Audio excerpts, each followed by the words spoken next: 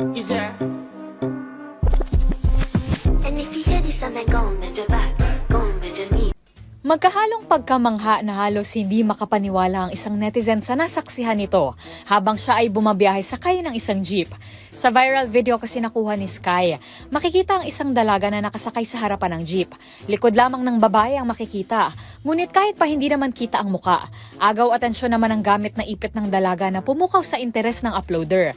Ang babae kasi, nakapalupot ang buhok sa isang stylus pen na ginagamit na panulat sa mga tablet o iPad. Ang paggamit ng mga bagay katulad nito bilang panali ng buhok ay kasanayang hindi na bago sa ating henerasyon. Isa na itong fashion statement noon pa.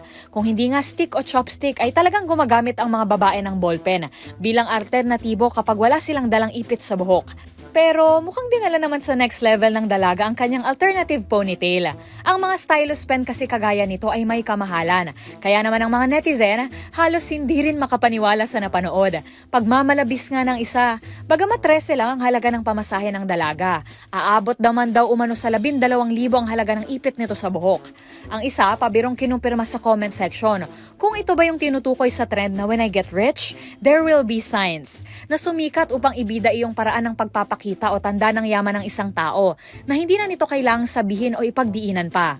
Marami naman ang humihirit na tila nakahanap na raw ng worthy opponent na pwedeng ipangtapat sa bahay kubo scrunchie o yung iyong panali sa buhok na binebenta online na aabot sa 2,000 ang halaga na minsan na ring nag-viral dahil inalmahan ng mga netizen ang presyo. Ang isang netizen, tila sinampal daw umano ng kahirapan. Ngunit kasabay nito ang mga todo manifest na mga netizen na ang hiling ay ma-attract daw sana nila ang ganitong uri ng yaman. Para sa DZRH TV, ito si Rose Babiera. Una sa Pilipinas, una sa Pilipino.